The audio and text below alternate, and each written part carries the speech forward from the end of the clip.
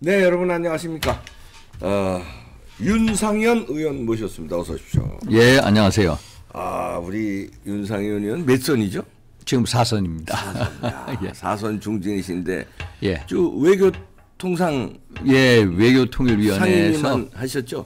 외교통일위원회에서 12년 12년 있었고 외교통일위원장을 끝으로 나왔습니다. 뭐 정치학 박사시고 외교통상 통일 부분의 전문가신데 또 특이한 게 무소속으로 2번. 야, 예.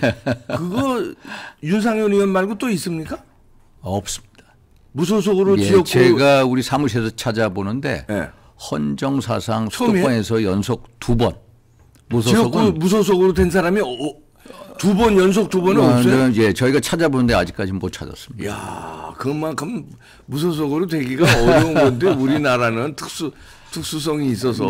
아시다시피 제가 이제 박근혜 대통령 핵심 측근이다. 그렇지. 해서 여러 가지 제재를 많이 받았습니다. 예, 그렇죠. 예. 예, 아시다시피 뭐 당권 정지 1년도 받았고, 예. 지구당 위원장 박탈도 받았고, 그렇지. 또 공천 탈락. 제가 공천 탈락만 지금 몇 번? 공식적으로 4번입니다. 4번. 공식적으로 4번. 4선 의원인데 공천 탈락이 또 4번이네. 야, 무소속이 2번.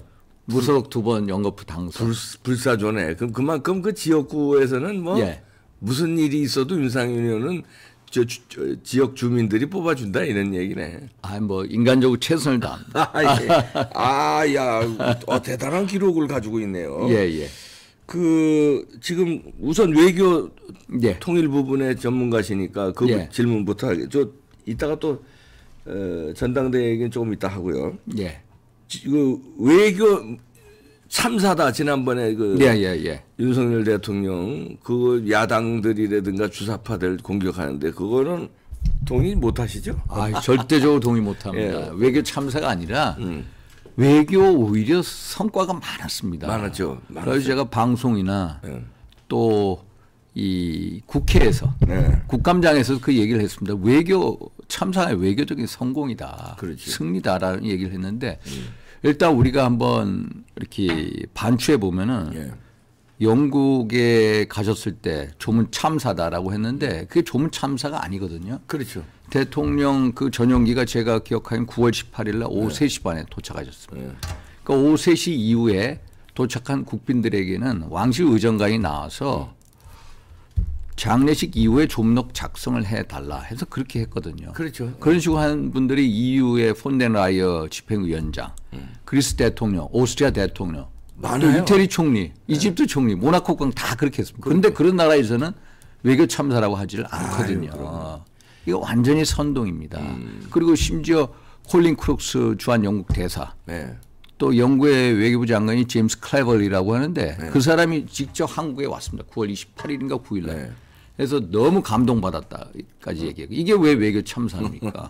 또 바이든 대통령 또 48초 만났다라고 해가지고 외교 참사다라고 했는데 바이든 대통령이 9월 22, 23일 날 유엔 총회로 오기로 했다가 일정이 단축돼서 23일 하루 있었습니다. 23일 날 하루 있는 동안에 그 당시에 국가 외교 정상 그 186개국의 국가 정상급 원수들이 모였거든요. 거기서 바이든 대통령이 정상회담 한 나라는 딱 2나라입니다. 거기 그 중에 하나. 그 중에 186개국 중에 그 중에 한국. 그 2개 정상회담은 리즈 트라스 영국 총리 최근에 취임했죠. 그리고 페르디난드 마르코스 주니어 마르코스 대통령의 아들 2사람이 6월인가 취임해가지고 그 2사람과 정상회담을 하고 우리 윤석열 대통령하고 뭐 48조 만났다고 하는데 글로벌 재정 공약회의 이후거든요. 그런데 찰스 3세 국왕 그 만찬 리셉션에서 만났고 바이든 대통령 주최 리셉션에서 만났거든요. 3번 만났습니다. 근데 9월 23일 당일날 186개국의 정상 그 원수 중에 이렇게 만나는 사람은 딱 5사람입니다. 바이든 대통령이 만나서 얘기를 한 사람은 딱 5사람입니다. 2사람은 최근에 같이만 리즈 트라스 총리, 마르코스 주니어 대통령은 정상회담을 하고 윤석열 대통령, 기시다 후미오 일본 총리, 그리고 마크롱 프랑스 대통령하고 짧게 만났습니다. 5명을 만났습니다. 그런데 이걸 외교 참사라고 얘기를 합니다. 외교 성공이네. 예, 그런데 외교 성공이 어디서 났냐면은 특히 그 뉴욕에서 그 4차 산업에 관계된 기업인들하고 만났는데 거기서 투자 유치를 했어요. 그게 제가 기억하는 한 11억 달러가 넘습니다. 대통령의 해외 국빈 순방 중에 가장 많은 액수의 투자를 받아온 거거든요. 이걸 외교 참사할 수가 있습니다. 하여튼 예? 저 사람들은 어떻게든지 흠집 내려고. 그런데 이게 이제 하나 IRA 법안이라고 있습니다. IRA 법안이 뭐냐면은 인플레 감축법이라고 해가지고 우리 그 현대 전기차들이 미국에서 생산을 안 하는 경우에 보조금을 한 대당 7,500달러 주는 것을 폐지한 법안인데 그게 내년 1월 1일부터 시행이 됩니다. 그러면 우리 현대 기아차가 타격이 크죠. 영향을 받거든요. 그래서 이 문제에 대해서도 큰 틀의 협의를 하자라고 두 분 정상끼리 얘기를 했고요. 최근에 이제 바이든 대통령이 친서를 보내서 대통령의 우려를 잘 알고 있는데 우리 한국과 미국 간의 IRA 문제에 대해서 서로 긴밀히 지속적으로 열린 마음으로 솔직한 마음으로 계속 협의해 나가자 이렇게까지 했습니다. 이거를 외교 참사라고 합니다. 그러게 말이야. 아유, 그건 뭐. 근데 이제 또 하나 정말 중요한 부분이 뭐냐면은 한일 관계입니다. 한일 관계. 역대 최악의 한일 관계를 문재인 정부가 만들어놨는데 문재인 정부가 만들었는데 요번에 뉴욕에서 우리 윤석열 대통령이 기시다 후미오 총리를 이 영어로 해서 죄송합니다만 Comprehensive Test Ban Treaty라는 그 회의가 끝난 그 총회 빌딩을 찾아갔습니다. 30분 회담을 했거든요. 회담을 했는데 이것도 뭐 저자세 외교니 뭐 어쩌니 이런 얘기를 합니다. 근데 저자세 외교를 하게끔 만든 사람이 누구냐? 민주당 정부거든요. 그렇지. 문재인 정부입니다. 그런데 이거 다음에 일본에 정말로 좋은 반응이 나왔습니다. 최근에 10월 초에 기시다 후미오 총리가 일본에 임시회의에서 소신표명 연설을 했는데 1월 달에 정기국회 때 연설하고 완전히 판이하게 달랐습니다. 1월 달 정기국회에서는 한국은 중요한 이웃으로서 한국 측이 강제징용 해법에 대한 해법을 가져오라고 강력하게 요구하겠다가 1월 달 반응인데 이번에 뉴욕 정상회의 회담 약식 회담 이후에는 어떻게 됐느냐. 기시다 후미오 총리가 한국은 협력해야 할 중요한 이웃이다. 아이고, 그리고 긴밀히 소통해 나가겠다. 아유, 중요한 바. 180도 달라진 거죠. 달라졌습니다. 그럼 이게 외교적 승리지 어떻게 외교적 참사냐.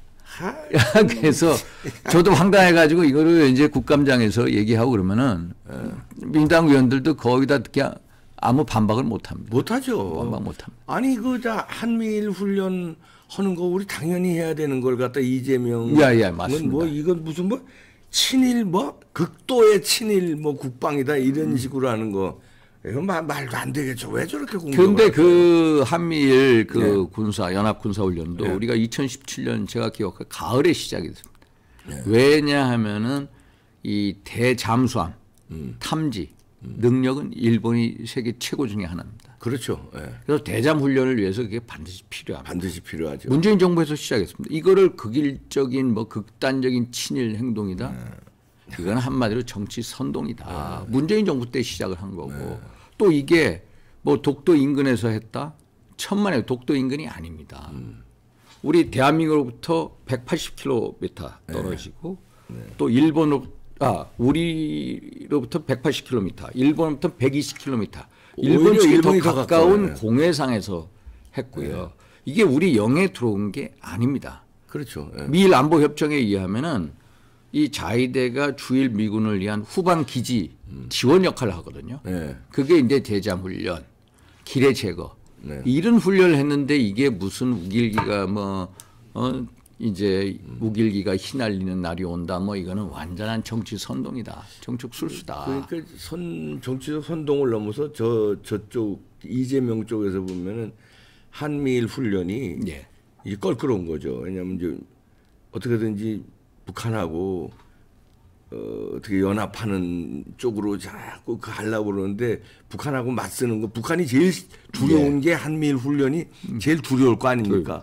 그러니까 거기 뭐 심기경호를 하는 것도 아니고 반대 오히려 그러면 질타를 받을 사람은 이재명이거든요.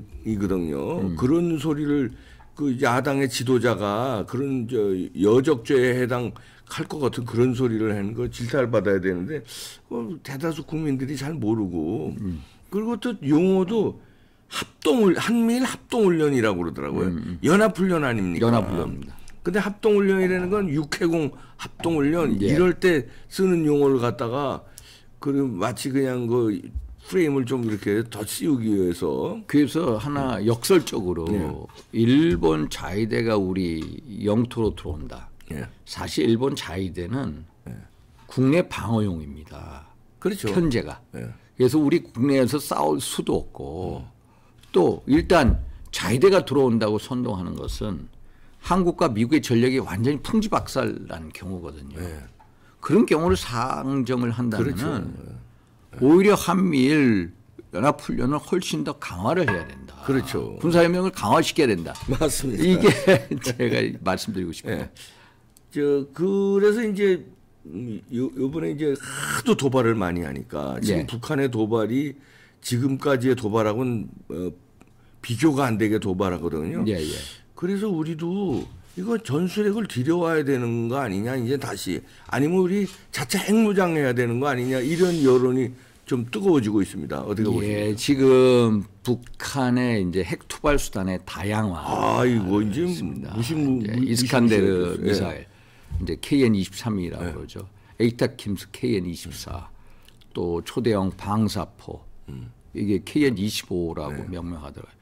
또 뭐 정밀 유도 무기, 신형 정밀 유도 무기, 순항 미사일 또 지난 12일에는 장거리 순항 미사일 두 발을 발사해. 그게 팔자 비행을 했다는 거예요. 그러니까요. 요격도 불가능하다면서요. 팔자 비행을 하고 그러니까 이제 북한이 곧 조만간 제 판단으로는 이제 22일 날 20차 중국의 전당대회가 끝납니다. 끝나면은 11월 8일 미국의 중간선거 이전에 핵실험할 가능성이 농후하다. 7차 핵실험. 7차 핵실험. 7차 핵실험을 하면은 이제 그 핵무기 소형화, 경량화 실험, 전술핵 탄두 실험을 할 가능성이 크거든요. 그런데 이런 마당에 우리도 이제 핵무장해야 되는 거 아니냐 이런 식으로 주장하는 분들이 많은 게 사실입니다. 벌써 뭐 지난 뭐 10몇 년 전부터 2006년도 1차 핵실험 이후부터 핵무장 얘기가 나왔는데 근데 저도 핵무장하면 저도 좋습니다. 핵에는 핵, 눈에는 눈, 이에는 이 아닙니까? 그런데 핵무장이라는 게 사실 현실적으로 어렵습니다. 일반 국민들은 야 우리도 핵무장하면 되잖아. 이런 식으로 생각합니다. 우리가 핵무장한다면은 우리의 기술력으로 6개월에서 1년이면 가능합니다. 일본도 6개월이면 가능합니다. 핵무장. 우리가 핵무장하면은 일본이 가만히 있겠습니까? 일본도 연쇄적인 핵 도미노 현상이 나는데 무엇보다 중요한 건 핵무장을 하려면은 우리가 NPT 1975년대에 가입한 NPT를 탈퇴를 합니다. NPT를 탈퇴를 하게 되면은 국제적인 또 경제적인 외교적 고립이 온다. 미국과 국제사회로부터 엄청난 제재에 시달립니다. 그럼 지금까지 경제 상황이 안 좋은 상황 하에서 이거는 현실적 대안이 못 된다. 전술핵은요? 전술핵도 우리가 미국의 전술핵을 우리 근데 전술핵을 가져오는 경우 이제 전술핵이라는 게 우리가 이제 1991년 92년 한반도 비핵화 선언하지 않았습니까? 그러니까 아버지 부시 행정부에서 우리가 전술 핵무기를 한반도로부터 전부 철수시켰습니다. 90년대 초반에. 그러니까 뭐 핵지뢰매, 핵 배낭, B-61 했는데 사실 미국은 인도 태평양 지역에 B-61을 안 가지고 있어요. 일본에 구함에도 없고요. 한반도에도 없는데 이 전술 핵무기를 배치하자는 주장도 있는데 전술 핵무기를 배치하자는 주장을 미국 조야의 학계나 연구기관 또 뭐 군 출신 장성 존 스캐퍼러티 주한미군 사령관 주장하고요. 미국 헤리티지 재단의 창시자 에드윈 풀러 박사 또 뭐 우드로 윌슨 센터의 수미 테리 아시아 국장 이런 분들이 주장을 하고 브루스 클링거 같은 사람은 반대합니다. 반대하는데 현재 미국 행정부의 입장은 소극적입니다. 전술 핵무기를 만약에 한반도에 배치를 하게 되면은 중국과 러시아의 강한 반발, 또 우리 국내 이제 국론의 분열, 또 B-61이라는 거 전술 핵폭탄을 가져온다 하는데 제가 군사적인 실효성에 대해서 의문을 많이 제기합니다. 그게 공대지 미사일로 쏜답니다. 그러면 북한이 우리 B-61을 오산이나 공군기지, 오산이나 뭐 군산 공군기지에 갖다 놨을 때 쟤네들이 즉각적으로 이렇게 공격을 하면은 먼저 공격을 하게 되면은 3분에서 5분 거리거든요. 네. 그 사이에 우리가 그 요격을 못하면 이걸 띄워서 할 수 있느냐 군사적 실효성에 대해서 의문을 제기하는 분들이 많습니다. 그래서 전술 핵무기를 배치를 한다면은 만약에 한미 간에 제가 가정할 수 있는 시나리오는 아마 괌 정도의 전술 핵무기를 갖다 놓을 거다. 응? 미군이 그 정도까지 할 거다라고 생각을 하고. 괌에는 있지 않습니까? 괌에 없습니다. 없어요. 없습니다. 주일 미군에도 없고. 없습니다. 네. 왜냐하면 주일 미군은 이제 그 일본이 비핵 보유 3원칙이라고 해가지고 1969년 이제 그 때부터 주장하는 게 핵무기 제조 보유 반입을 못하게 돼 있습니다. 일본에는. 그러니까 일본에 못 갖다 놓으니까 가까이 같은 게 괌인데. 그래서 저는 제가 박근혜 정부 때부터 줄기차게 주장해 오는 게 있습니다. 뭡니까? 뭐냐면은 아예 그 한반도 영해 12L이 바깥에 네. 바깥에다가 미국의 핵 미사일을 탑재한 잠수함을 갖다 놓자. 상시로 갖다 놓자. 그게 훨씬 더 위협적이고 그걸 갖다 놓게 되면은 한반도 내에 없기 때문에 한반도 비핵화 선언을 우리 스스로 터치를 건드리지 않는. 그러니까 이 우리 국내에 있는 종북 좌파들이 얘기를 못 합니다. 네? 네. 아예 한반도 영해 바깥에다가 미국의 잠수함, 핵 미사일 탑재 잠수함을 상시적으로 배치를 하고 우리가 한미 간에 핵 공유 협정을 맺자. 핵 공유 협정을 맺자. 그리고 우리가 그에 대해서 비용 부담을 하자. 우리가 방위 분담금 있지 않습니까? 네. 우리가 연간 한 1조 2천억 원 지불하거든요. 네. 우리가 비용 부담을 대자.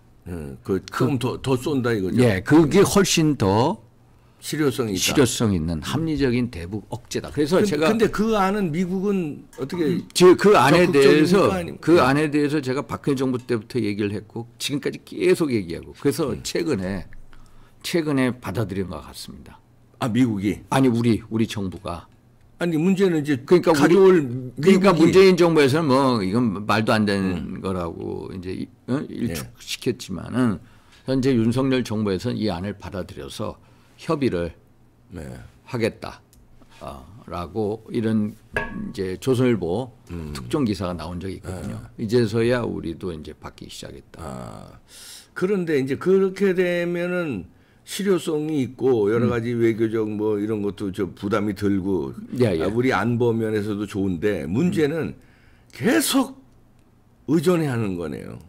미국에 당분간 의존할 수밖에 없습니다. 당분 근데 미국에 의존하는 건데 한미 동맹 강화하고 뭐 의존하는 건 좋은데 이게 이제 우리가 윤석열 정부 같은 정부가 계속 되면은 있어 오케이인데.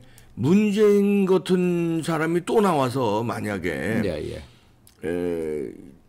그런 게 한미 관계가 껄끄러워지면은 잠수함이라는 건 세팅이 된 게 아니라 바다에 떠 있는 거 아닙니까? 그렇죠. 맞습니다. 뭐 빼면 그만 아니에요. 저 뭐 이상한 대통령 나왔는데 뭐 껄끄럽고 그러니까 빼라. 그러면 또 이게 또 우리가 뺄 수도 있습니다. 그러니까 이 사실. 주한미군도 우리가 28,500명. 근데 주한미군은 그래도 주둔하고 있는데 어느 정도 주둔하는데 이걸 확 빼기가 대통령 바뀌었다고 못하는 게 이제 트럼프 대통령도 빼려고 초기에 빼려고 하는. 그러다가 못 빼. 상주니까 간단하게 빼기가 어렵다는 거예요. 상주시키고 이제 철수 계획을 많이 가지고 있었습니다만은 미국 의회에서 일단 반대를 하고요. 그렇죠. 의회에서 22,000명 밑으로 하지 마라라는 법안까지 만들었습니다. 그러니까 이런 식으로 우리가 미국 의회에서 법안을 만들 수가 있습니다. 소위 말해서 핵미사일 탑재한 잠수함을 빼지 못하도록. 그렇게 하면야 좋은데 거기까지 가기가 그것도 또 미국 의회에서 법안을 만든 거죠. 그러니까 예를 들어서 우리가 지난 이제 트럼프 행정부에서는 이제 미국 의회에서 22,000명 이하로 하지 마라. 철수하지 마라라고 이제 법안을 명시를 해놨거든요. 그런데 이제 만약에 정권이 바뀌어서 문재인, 아류 같은 정부가 들어선다면은 그냥 상시 배치한 걸 빼라 할 수도 있습니다. 또 심지어 주한 미군도 빼라고 할 수도 있습니다. 그러니까 그래서 이제 저희들이 우려는 우리가 한번 자라보고 놀란 것은 소뚜껑 보고 놀란다고 문재인 정부 5년에 굉장히 놀랬잖아요. 야, 이거 대통령이 좌파가 들어오면 진짜 안보가 야, 이거 그냥 갖다 바치겠구나. 이제 북한에. 그러면은 우리가 한미동맹도 위험해질 수도 있겠다. 대통령에 따라서. 그러면은 우리가 자체적으로 그러니까 핵무장을 해서 물론 이제 뭐 핵도미노 현상에도 조금 전에 윤 의원이 지적한 대로 여러 가지 뭐 넘어야 할 허들이 굉장히 어려움에도 불구하고 우리가 핵을 가지면 이러저러한 변수에 쉽사리 그게 우리가 미국 그렇게 되면 이 문재인 같은 지도자가 나와도 미군 빼자는 얘기도 그렇게 쉽게 못할 것 같아요. 우리가 핵을 가져버리면은 그러면 저쪽의 핵은 무력화되는 거 아닙니까? 우리가 핵이 있으면 저긴 핵을 못 쏘니까. 그래서 최소한 전술핵이라도 들여놓든지 아니면 전술핵 안 줄 거면 우리가 핵무장 한다고 압박을 해서 양쪽 카드를 다 쓰는 거죠. 핵무장 카드도 쓰고 전술핵 카드도 쓰고 이런 식으로 하는 게 더 안전하지 않냐 이런 얘기입니다. 그래서 일단 핵무장이든 전술핵 문제의 가장 중요한 요건은 뭐냐면 한미 관계가 강화가 됩니다. 그렇지. 미국이 우리의 주장을 받아들일 수 있을 정도로 한미 관계에 굳건해야 됩니다.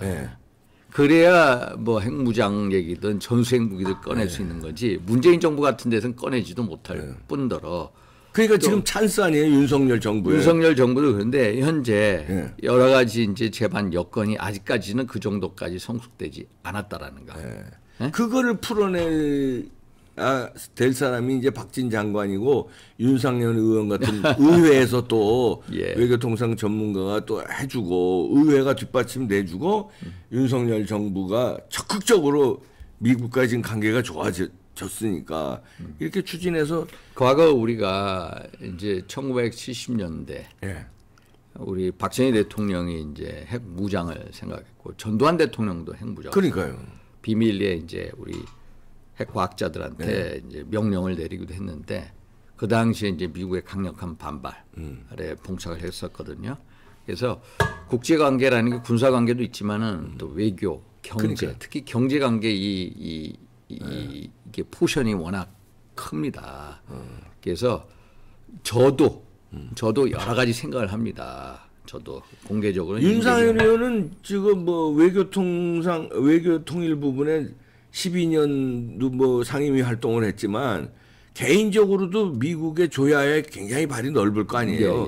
뭐 물론. 그래서 맨투맨으로 쫙 해서 그러니까 이게 이제 이거를 하려면은 미국 조야에 행정부, 의회 물론 행정부뿐만 아니라 행정부가 가장 강력 반대하고요. 예를 들어서 학계, 연구기관, 또 의회 이런 데서 의견이 쏟아져 나옵니다. 그걸 물밑에서 로비 활동을 좀 치열하게 해서 우리의 국익을 그러니까 이게 이제 강력한 이제 뭔가 이거를 풀어낼 수 있는 사람이 이제 나타나야 되는 거죠. 그러니까 아니 이스라엘 보십시오. 그 작은 나라인데 가질 거 다 가졌잖아요. 그것도 미국을 정계를 학계를 다 움직이잖아요. 맞습니다. 그런 식으로 우리도 이제는 국력이 이만큼 됐고 뭐 여러 가지 영향력이 있으니까. 근데 하나 뭐 핵무장 쪽에서 이제 좀 좋은 징조는 뭐냐면은 미국의 학자 이제 작년 10월인가 제가 기억하기로 그 다트머스 대학의 부부 교수가 있습니다. 제니퍼 린드라는 부인하고 남편이 데리얼 프레스라는 사람인데 워싱턴 포스트에 기고를 했습니다.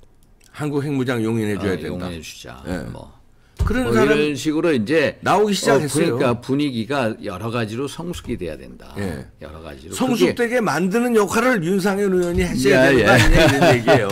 제가 전문가시니까. 제가 이거보다 더 커지면은 제가 하죠. 전문가시니까.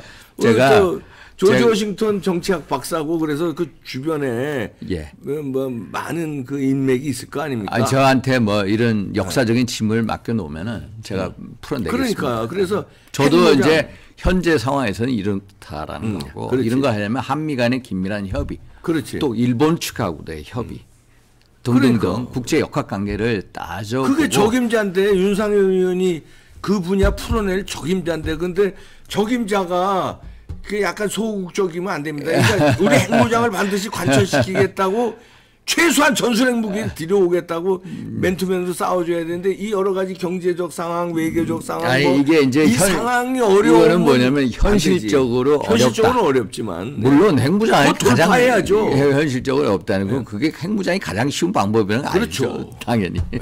그 돌파해주기를 우리 국민들은 그래야 이제 어려운 걸 돌파해야 그게 큰 업적이 되는 거지 제가 훨씬 더 역사적인 이 책무를 그러니까 담당할 수 있는 적임자예요. 예, 좀 왜냐하면 여러 가지 조건이 예. 외교 통일 분야에 오래 상임위 활동하셨고 그다음에 미국에서 공부하셨고 또 정치학 공부했고 인맥이 또 윤상현 의원 하면 저 참고적으로 또 인맥이 우리나라에서 둘째가라면 서로 와서는 인맥이 뭐 국내외 인맥이 쫙 또 형성돼 있고 하니까 적임자다 이런 얘기예요. 그래서 좀 그 생각은 항상 저도 하고 있습니다. 대승적 차원에서 저도 이게 이 문제를 어떻게 풀어낼까 그 생각 항상 하고 있는데 현 단계에서는 이렇다. 현 단계는 그렇지만 그 현 단계를 돌파할 제가 좀 더 이 역사적 책임을 이게 부여받을 위치에 있다면 풀어내겠습니다. 그러니까요. 그게